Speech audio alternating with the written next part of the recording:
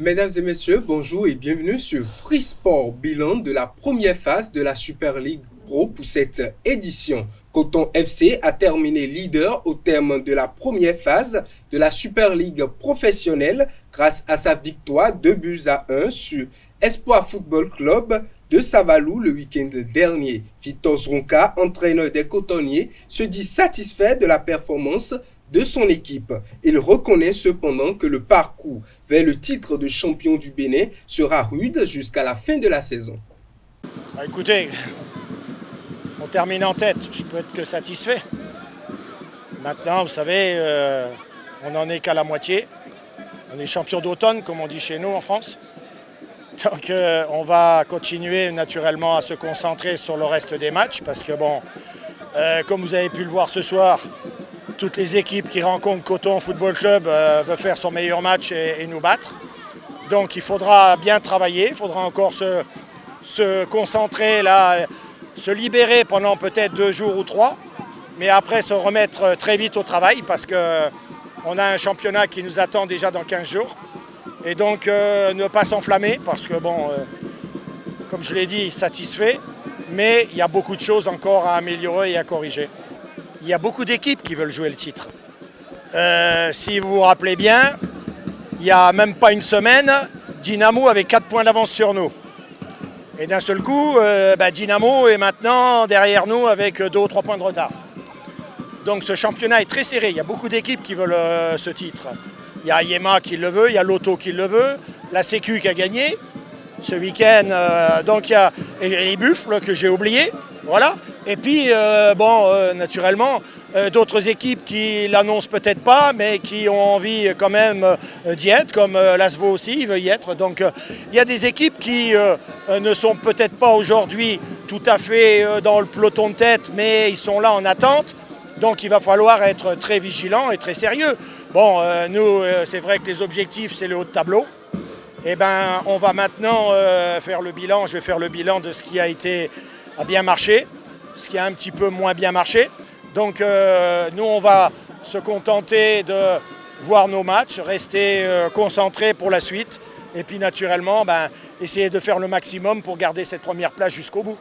Apollinaire Dassi, président de l'association Élite pour le sport au Bénin, a apprécié le niveau du championnat. S'il trouve que cela a progressé avec le format de la Super League et de la Ligue Pro, il espère tout de même la création le plus tôt possible de l'élite du football béninois et de son antichambre. Suivez ces explications à la fin de la rencontre Coton FC Éternel FC. Nous venons d'assister au dernier match de la phase aller de la Super League Pro. Vraiment, nos impressions sont très bonnes. Ce qui se passe actuellement, ça promet. Ça promet. On a vu 2 équipes ce soir très en jambes. Et c'est comme ça, toutes les équipes que j'ai vues, ça me rassure qu'il y a quelque chose qui se fait. Si en plus de cela, on peut y ajouter la formation pour que la relève soit assurée, vraiment, ce serait une très bonne chose. Déjà avec les 2 saisons d'expérimentation qu'on a eues, on a constaté que le niveau a progressé. Ça a progressé un peu. Je pense qu'avec 1 ou 2 saisons en plus, en tout cas, on va commencer par rivaliser avec les clubs de la sous-région, pourquoi pas de l'Afrique. Ce soir, Coton est leader. Dynamo qui est leader, c'est sa place. Je ne sais pas qui sera 3e actuellement. C'est Bif. Bif a gagné ce soir, oui. Donc Bif est 3e. Donc on peut pour le moment dire qui sera champion. Avec cette allure-là, j'ai vu les 3 équipes jouer. Les 3 peuvent être champions. J'ai vu les 3 équipes jouer. Les 3 clubs peuvent être champions. On ne peut pas dire tel se dégage nettement. En tout cas, c'est un championnat. Il y a des hauts et des bas. Au moment où on s'entend le moins, il y a des défaites, il y a des victoires. Bon, c'est comme ça le championnat. Et on espère que le meilleur gagne le championnat. Pour nous représenter dignement.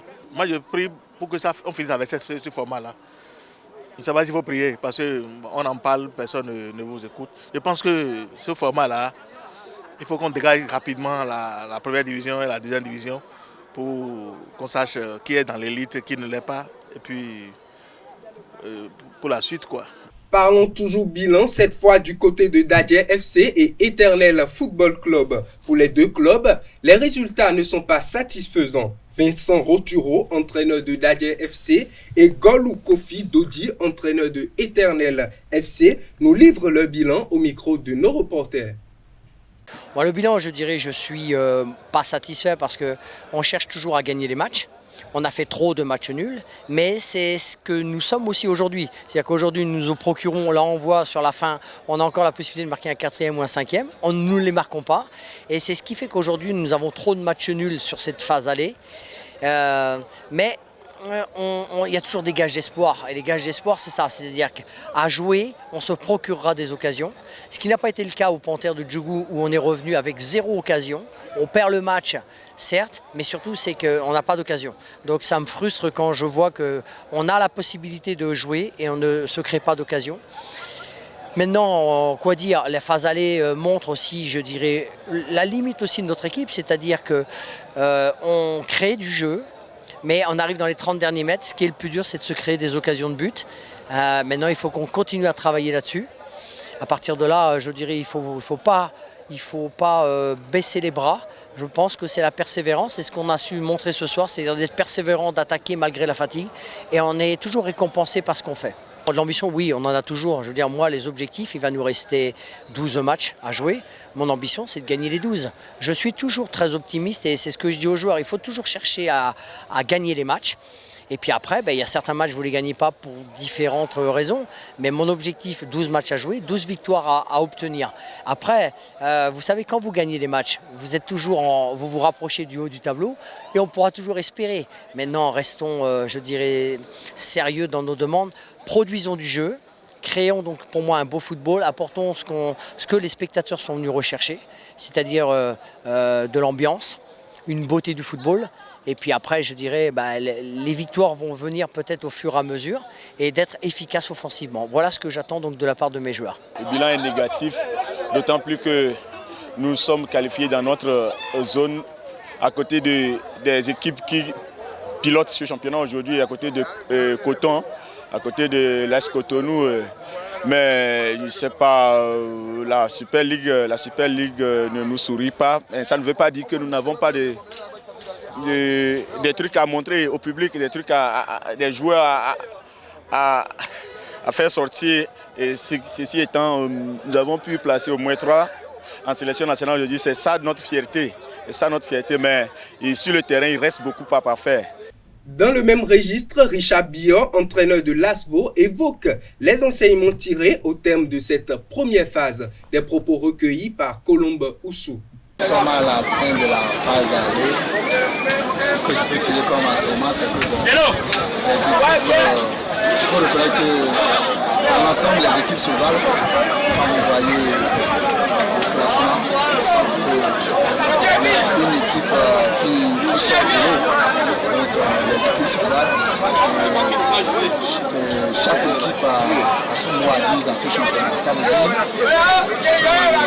avec un peu d'effort, on peut titiller le haut du tableau. Donc je retiens ce que je dis, c'est pour dire qu'il va falloir que nous donnions un peu d'effort. Et ça, j'ai une équipe jeune.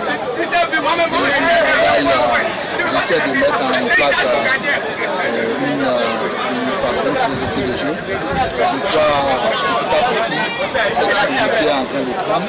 Maintenant, si au cours des matchs, les 12 matchs restants, il y a une possibilité d'aller chercher une place, nous n'avons pas rejeté cette possibilité. Donc si une possibilité nous est offerte pour aller jouer une compétition, nous allons saisir cette chance. Et si elle ne nous suit pas, nous allons revoir les plans pour la saison prochaine. Toute équipe engagée dans cette Super League Pro rêve d'être une des équipes qui vont jouer la compétition africaine. Donc, ASVO, comme toute autre équipe, rêve d'aller jouer aussi une compétition africaine. Maintenant, ça passe par un travail régulier, des résultats réguliers. Là, on verra la suite. suite. Et pour finir cette édition, l'Office de gestion des stades du Bénin a invité les occupants des boutiques de ceinturage du stade de l'Amitié Générale Mathieu Kérékou de Cotonou à libérer totalement les 10 boutiques au plus tard le 31 mars dernier. Mais jusqu'à présent, les bars et les boutiques restent toujours ouverts et continuent de fonctionner. Ces propriétaires et les gérants expliquent les raisons de leur présence dans ce reportage de nos reporters.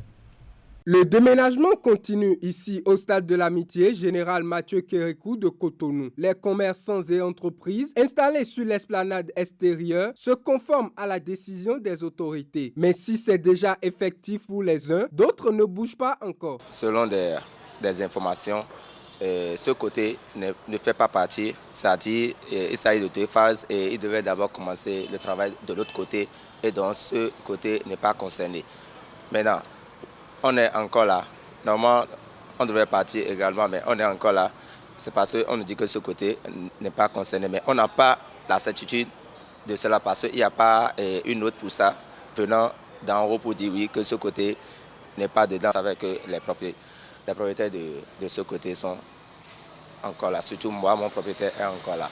On avait pris même déjà notre départ déjà bien avant le délai 18 qu'ils ont donné.